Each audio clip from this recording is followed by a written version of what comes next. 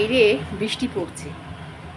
কালকে সারা রাত্রি বৃষ্টি পড়েছে, আবার আজকে সকাল থেকে শুরু হয়েছে। একদিক দিয়ে ভালো হয়েছে যে আমার গাছে জল দিতে হচ্ছে না। পাশের বাড়ির সজনে গাছটা দেখুন কেমন ডগ ডগ করে উঠেছে। এই সজনে গাছটা আমার পুরনো বাড়ির সজনে গাছের ডাল এরা পুঁতেছিল, এদের গাছ হয়েছে। আমিও ওপরে পুঁতেছি, সেটাও গাছ হয়েছে। আবার বীজ ছড়িয়ে দিয়েছি, তাতেও গাছ হয়েছে। তো যাই হোক, এইরকম বৃষ্টিতে এরকম স্যাঁতস্যাঁতে ওয়েদারে একটু বাড়িতে বেশ চটপটা চিকেন হবে, সেটা বেশি ভালো লাগবে, তাই না? তো আজকে আমি সকাল সকাল, বড় ছেলে চলে গেছে আজকে চাকরির পরীক্ষা দিতে, ছোট ছেলে বেরিয়ে গেছে পড়তে। এখন কি করব, এখন একটু চটপটা চিকেন বানাচ্ছি। তো দেখুন, এখানে আলু নিয়ে নিয়েছি, এখানে মশলা করা আছে, আর তেল গরম হয়েছে।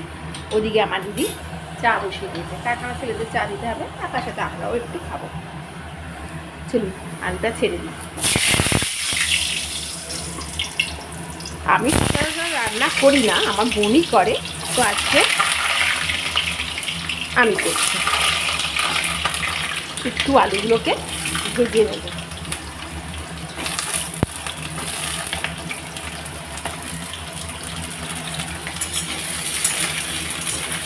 একটু বেশ ঝাল ঝাল চটপটা জিনিস খেতে ভালো লাগে। আর টিফিনে কী খেলাম জানেন তো?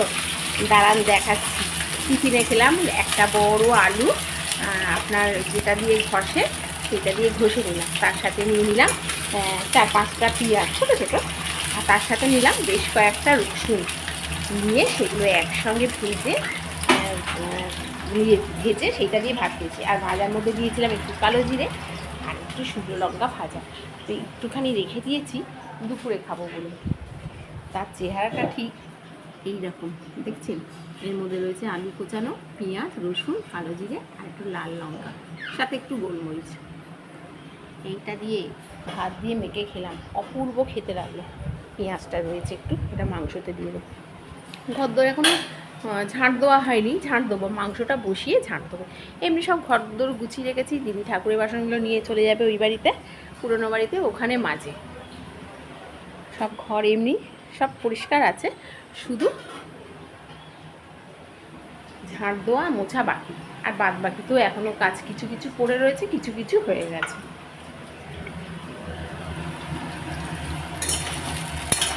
আজকে বানাবো গন্ধরাজ পাতা দিয়ে চিকেন।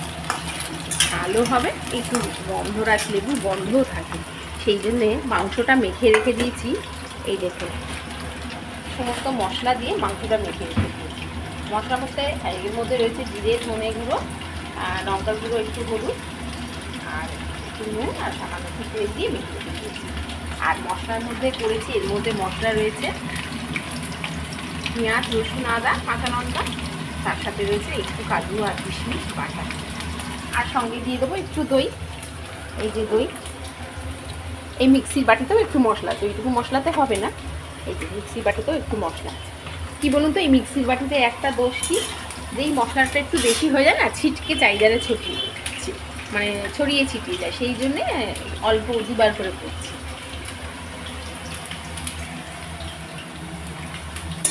তো আলুটা এবার ভাজা ভাজা হয়ে যাচ্ছে, একটু অল্প ভাজা।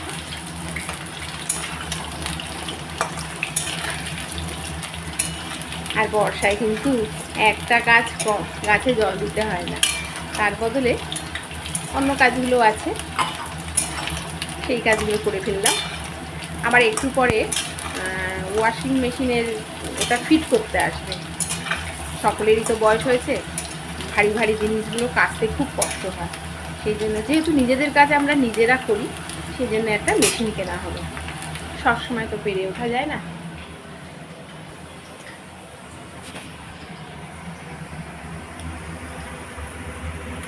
আলুটা বেশ ভাজা ভাজা হলো, আর দিয়ে দেবো, আলুটা ভাজা হয়ে গেল, এই যে আলুটা এরকম ভেজে রেখে দিয়েছি, দিয়ে দেবো একটু ঘি, 1 চামচের মতো ঘি। ওই যে আমি মাংস রান্না করলে তেলের সাথে একটু ঘিও দিয়ে দিই।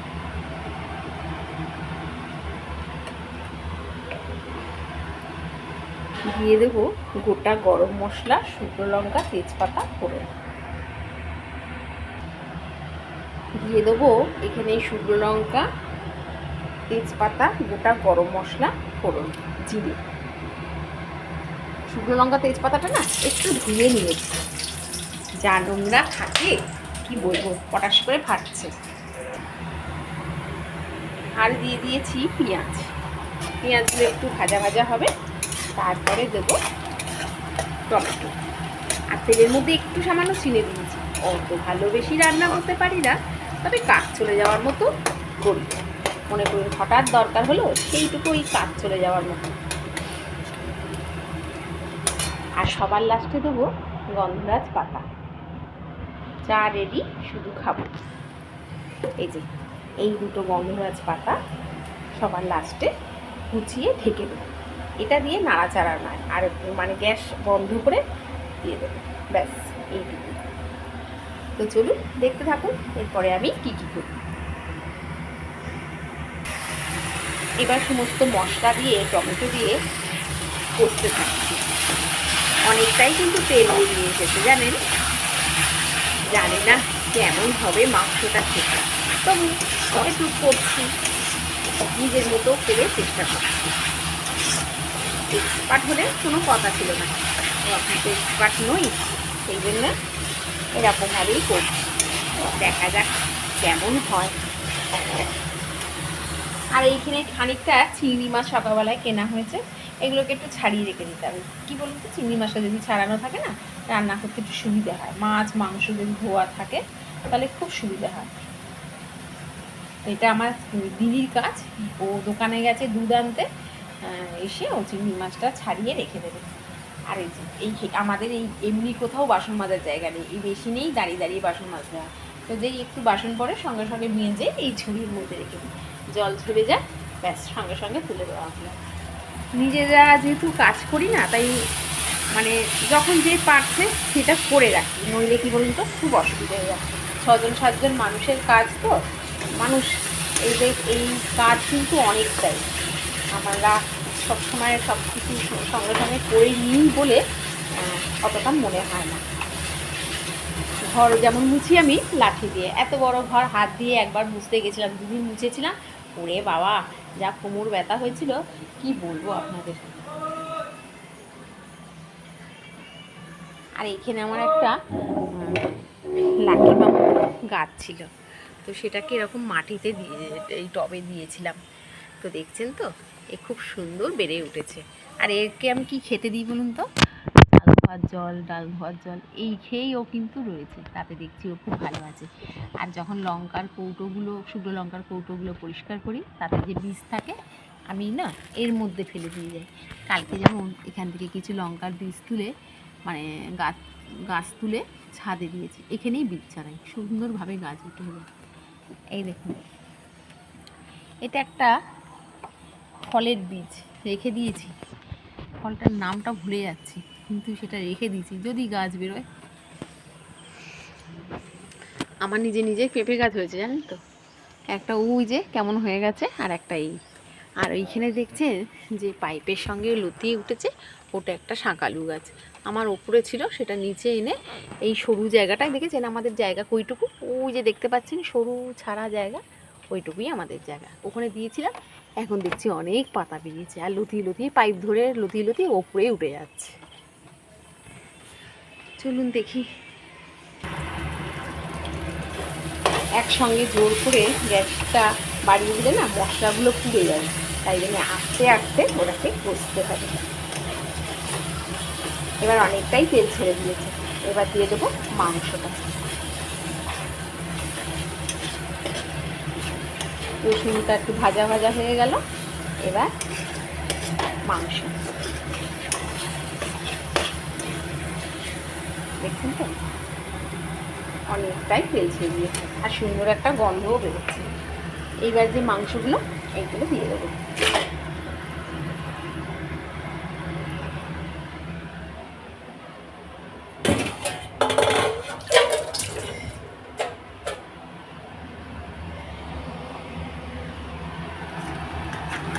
এইবার মাংসটা দিয়ে কষতে হবে, ব্যাস। তারপরে একটু গরম জল দিয়ে ঢেকে দেবো, লাস্টে গন্ধরাজ লেবু। একবার করেছিলাম, খেতে ভালো হয়েছিল, সেই জন্য আবার আজকে করছি। আজকে আমার দায়িত্ব মাংসটা করিস, সেই জন্য ভাবলাম একটু এইরকমভাবেই করি।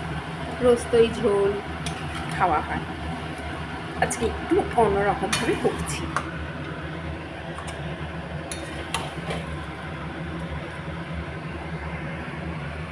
এবার দিয়ে দেবো আলুগুলো, ভেজে রাখা আলুগুলো দিয়ে দিলাম। এইবার কষতে থাকতে হবে।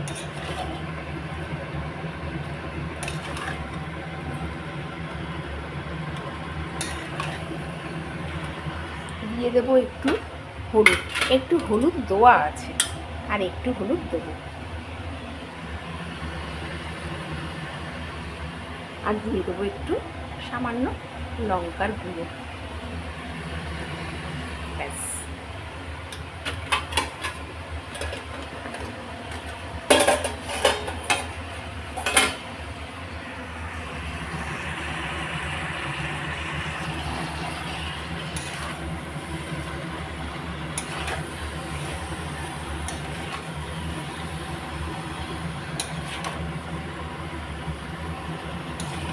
মাংসটা বসিয়ে এই ফাঁকে কিছুটা কাজ সেরে নেব।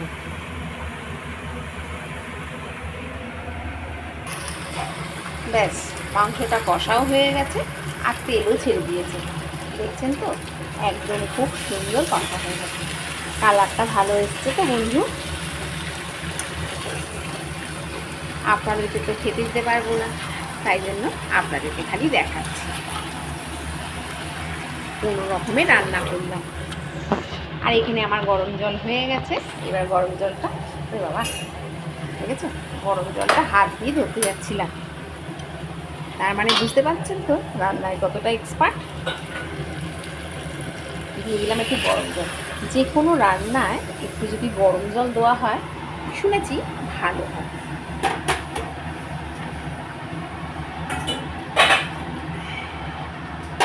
খুব একটা জল দিলাম না, যেটুকু জল দিলাম এইটুকু জলে সিদ্ধ হয়ে যাবে। বেশি ঝোল ভালো লাগে না, একটু অল্প অল্প ঝোল থাকবে, ব্যাস। ও, কালারটা কি এসছে বন্ধুরা, ভীষণ সুন্দর কালার এসছে, একদম সেই হোটেলে যে রান্না হয় না লাল লাল মাংসর ঝোল, ঠিক তেমনই এসছে। তো যাই হোক, এবার ও নিজের মতো করে সেদ্ধ হতে থাক, আর আমি ততক্ষণে ঘর দোরগুলো ঝাড় দিয়ে মুছে নিই। বুঝেছি? মাংসটা কষতে কষতে অনেকটাই সিদ্ধ হয়ে গেছে, আর বেশি টাইম লাগবে না। আর একটু সামান্য জল দিয়ে কিন্তু গায়ে মশলা রেগে রয়েছে, এটা দিয়েই দিলাম।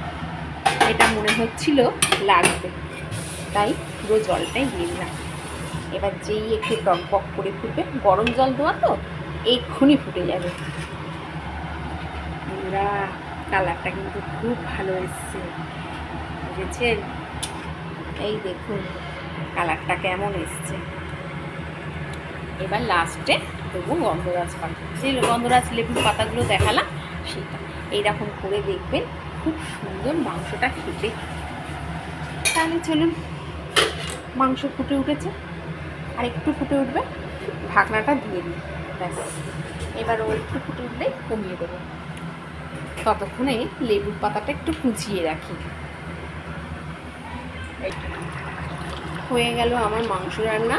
এবার গ্যাসটাকে অফ করে, আর তাতে এই যে কোচানো, একদম মিহি করে কোচানো, দেখুন এই গন্ধরাজ লেবুর পাতাটা জাস্ট ওপর থেকে ছড়িয়ে দিয়ে 5 মিনিট ঢেকে রেখে দেবো। তাহলেই আমার রান্না সুন্দরভাবে হয়ে যাবে।